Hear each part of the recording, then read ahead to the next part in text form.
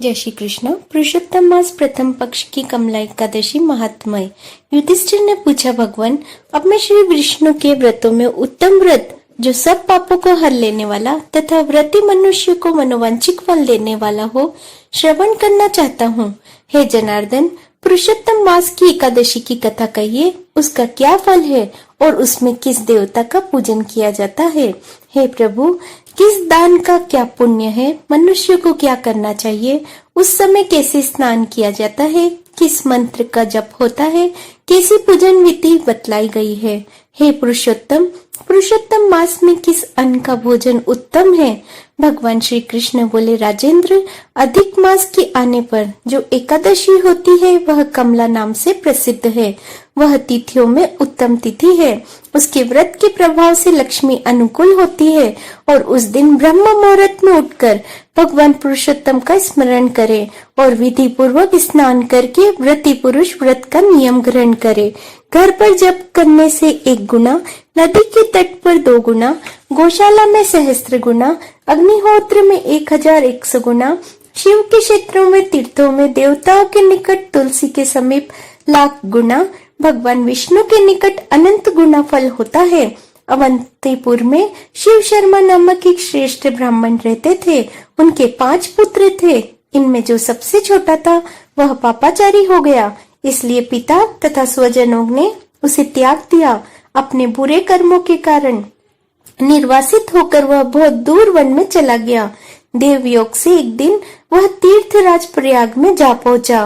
भूख से दुर्बल शरीर, दिन मुख लिए उसने त्रिवेणी में स्नान किया और फिर क्षुधा से पीड़ित होकर वह वहां मुनियों के आश्रम खोजने लगा। इतने में उसे वहां हरि मित्र मुनि का उत्तम आश्रम दिखाई दिया। पुरुषोत्तम मास में वहां बहुत से मनुष्य एकत्रित हुए थे। आश्रम पर पाप नाशक कथा कहने वाले ब्राह्मणों के मुख से उसने श्रद्धा पूर्वक कमला एकादशी की महिमा सुनी, जो परम पुण्यमयी तथा भोग और मोक्ष को प्रदान करने वाली है। जय शर्मा ने विधि पूर्वक कमला एकादशी की कथा सुनकर उन सबके साथ मुनि के आश्रम पर ही व्रत किया। जब आधी रात हुई तो भगवती लक्ष्मी उसके पास आकर बोली कि हे ब्राह्मण, इस समय कमला एकादशी के व्रत के प्रभाव से मैं तुम पर प्रसन्न हूँ और देवादिदेव श्री हरि की आज्ञा पाकर वैकुंठवास से आई हूँ। मैं तुम्हें वर दूंगी।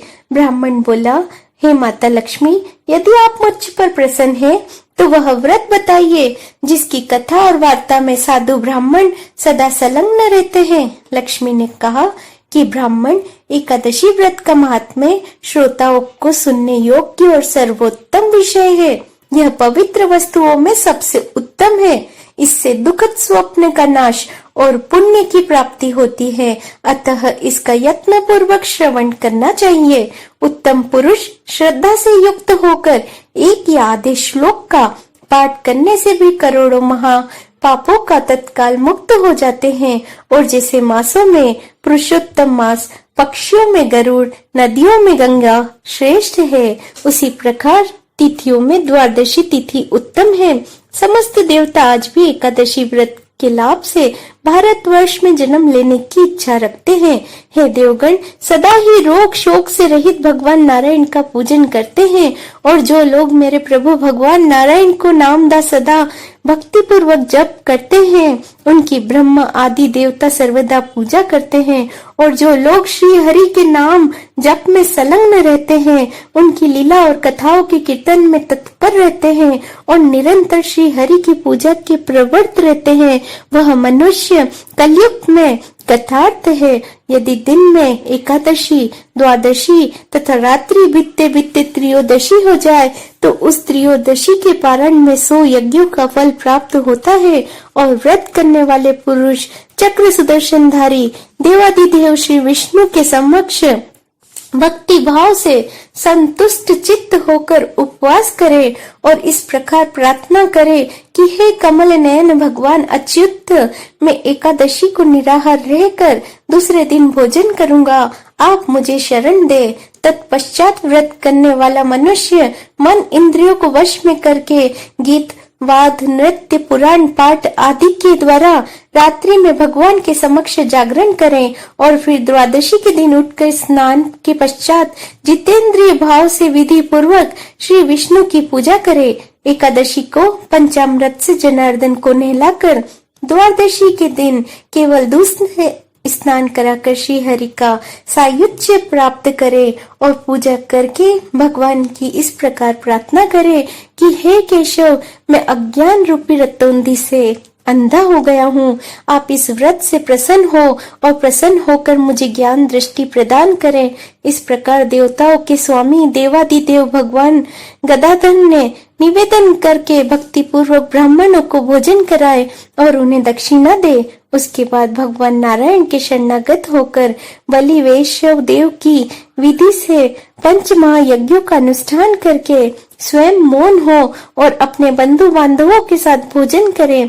इस प्रकार जो शुद्ध भाव से पुण्यमय एकादशी का व्रत करता है वह पुनरावृत्ति रहित वैकुंठ धाम को प्राप्त होता है। और भगवान श्री कृष्ण कहते हैं कि राजन, ऐसा कहकर लक्ष्मी देवी उस ब्राह्मण को वरदान दे अंतर्ध्यान हो गई और फिर वह ब्राह्मण भी धनी होकर पिता के घर पर आ गया। इस प्रकार जो कमला एकादशी का उत्तम व्रत करता है और महात्म्य सुनता है वह सब पापों से मुक्त हो जाता है।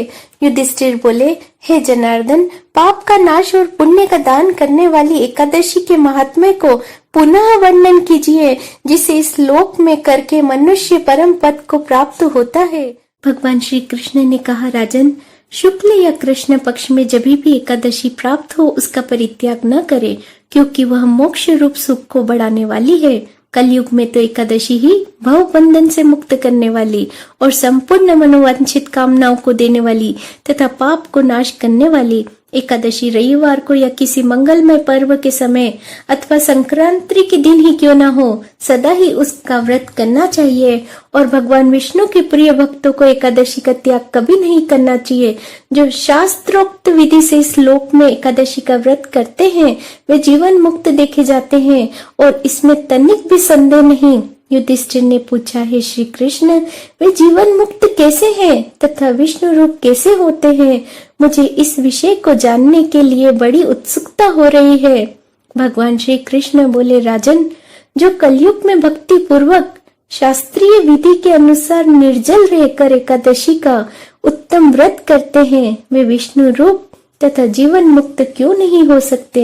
एकादशी व्रत के समान सब पापों को हरने वाला तथा मनुष्य की समस्त कामनाओं को पूर्ण करने वाला पवित्र व्रत दूसरा कोई नहीं है। और दशमी को एक बार भोजन, एकादशी को निर्जल व्रत तथा द्वादशी तिथि को पारण करके मनुष्य श्री विष्णु के समान हो जाता है। इति पुरुषोत्तम मास प्रथम पक्ष की कमला एकादशी महात्म्य समाप्त। जय श्री कृष्ण।